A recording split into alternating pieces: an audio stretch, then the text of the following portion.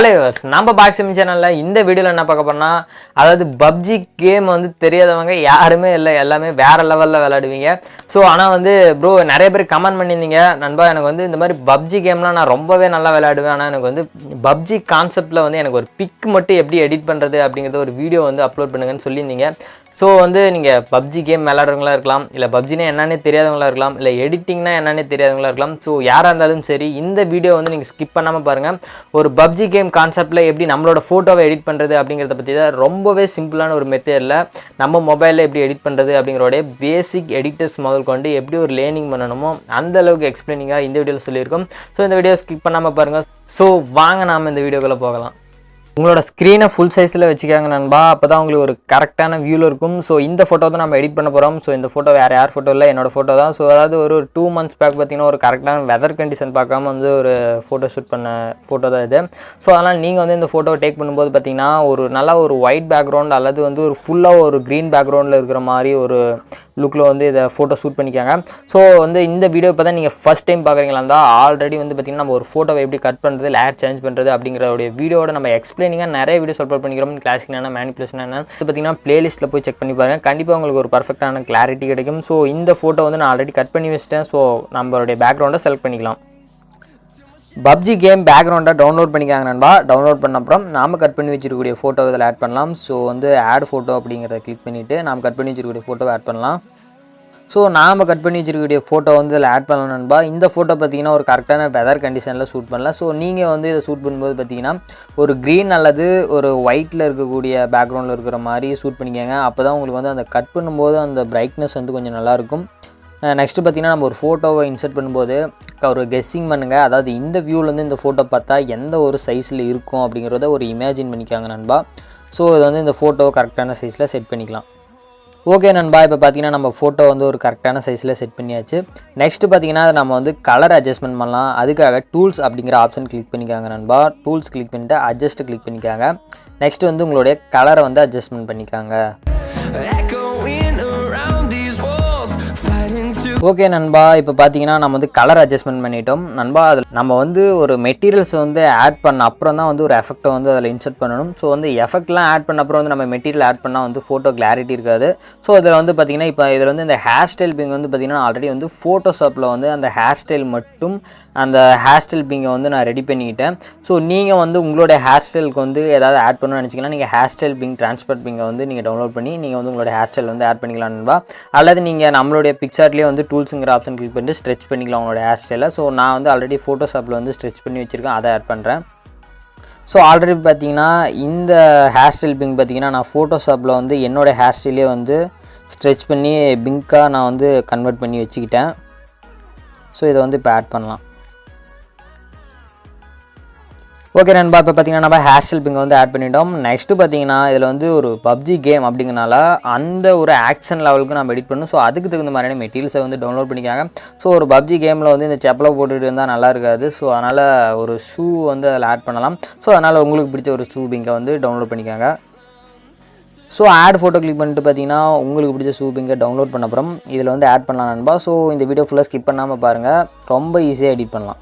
So இந்த மாதிரி மெட்டீரியல்ஸை வந்து ஆட் பண்ணும்போது பார்த்திங்கன்னா நண்பா நம்ம ரொம்பவே வந்து ஒரு கரெக்டான கெஸ்ஸிங் பண்ணணும். ஸோ ஏன்னா வந்து அந்த நம்மளுடைய சைஸுக்கு தகுந்த மாதிரியான சைஸை வந்து இதில் செட் பண்ணணும்.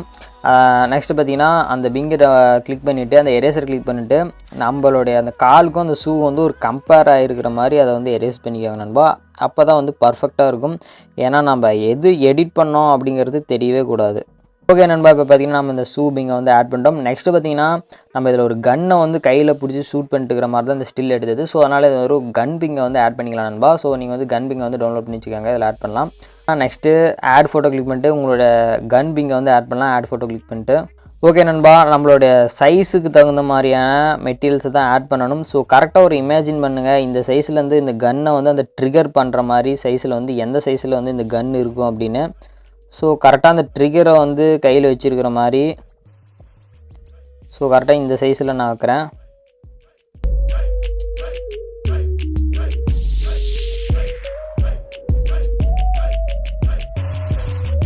ஓகே நண்பா, இப்போ பார்த்தீங்கன்னா நம்ம இந்த கன் பிங்கை வந்து இதில் ஆட் பண்ணிட்டோம். ஸோ இதை வந்து ஓகே கொடுத்துருக்காங்க.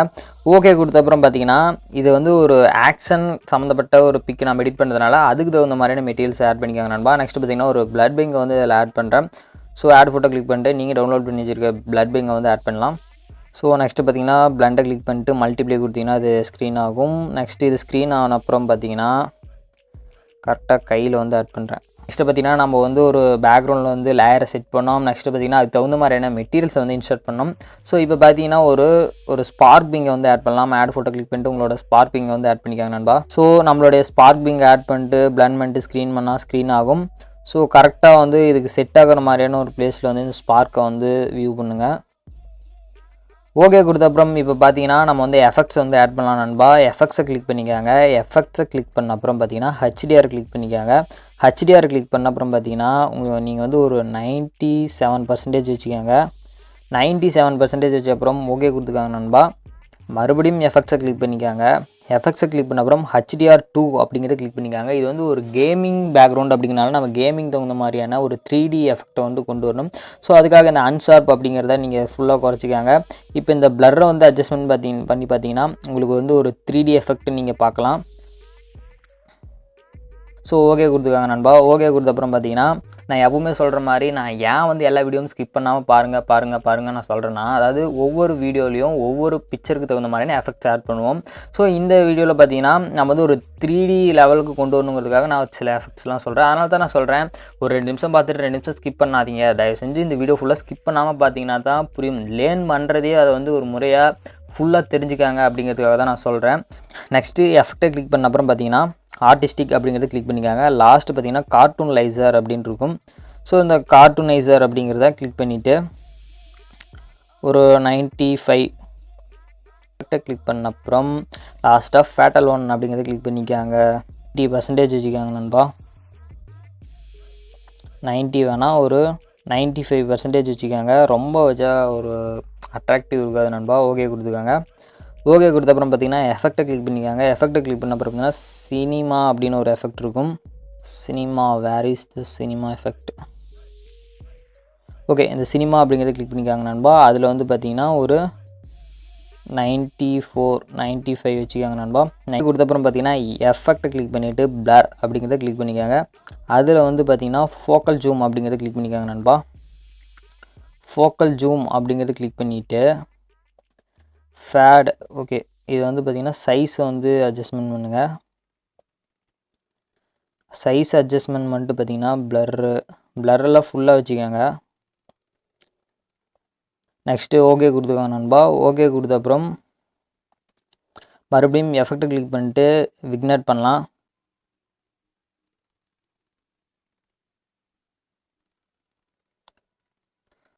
ஸோ ஓகே, நெக்ஸ்ட்டு ஃபேஸ் வந்து எரேஸ் கரெக்ஷன் பண்ண அப்புறம் ஓகே நண்பா. இந்த வீடியோவில் பார்த்தீங்கன்னா நம்ம அதிகமான எஃபெக்ட்ஸ்லாம் யூஸ் பண்ணல. ரொம்பவே ஈஸியான எஃபெக்ட்ஸ் யூஸ் பண்ணி ஒரு 3D லெவல் கேமிங் எஃபெக்ட்டுக்கு நம்ம கொண்டு வந்துட்டோம். ஸோ நெக்ஸ்ட் இதுக்கு மேலே உங்களுடைய லாகோ டிசைனிங் என்ன வேணால் இதில் ஆட் பண்ணிக்காங்க நண்பா. நெக்ஸ்ட் இந்த வீடியோ ஃபுல்லாக நீங்கள் ஸ்கிப் பண்ணாமல் பார்த்துருந்தீங்கன்னா கண்டிப்பாக ஈஸியாக உங்களோட ஃபோட்டோவை எடிட் பண்ணலாம். ஸோ கண்டிப்பாக நான் அப்லோட் பண்ணக்கூடிய வீடியோ நீங்கள் ஸ்கிப் பண்ணாமல் பாருங்கள் நண்பா. நீங்கள் லேர்ன் பண்ணுறதை வந்து அதை முறையாக லேர்ன் பண்ணிக்காங்க அப்படிங்கிறத நான் சொல்கிறேன். ஸோ இந்த வீடியோ பற்றி ஏதாவது டவுட் இருந்தால் கண்டிப்பாக கமெண்ட் பண்ணுங்கள், நான் உங்களுக்கு ரிப்ளை பண்ணுவேன். ஸோ அப்புறம் என்ன, ஒன்றும் சொல்ல போகிறதில்ல. இந்த வீடியோ பிடிச்சிருந்தால் லைக் பண்ணுங்கள், ஷேர் பண்ணுங்கள், மறக்காமல் நம்ம சேனலை சப்ஸ்கிரைப் பண்ணுங்கள். தேங்க்ஸ் ஃபார் வாட்சிங்.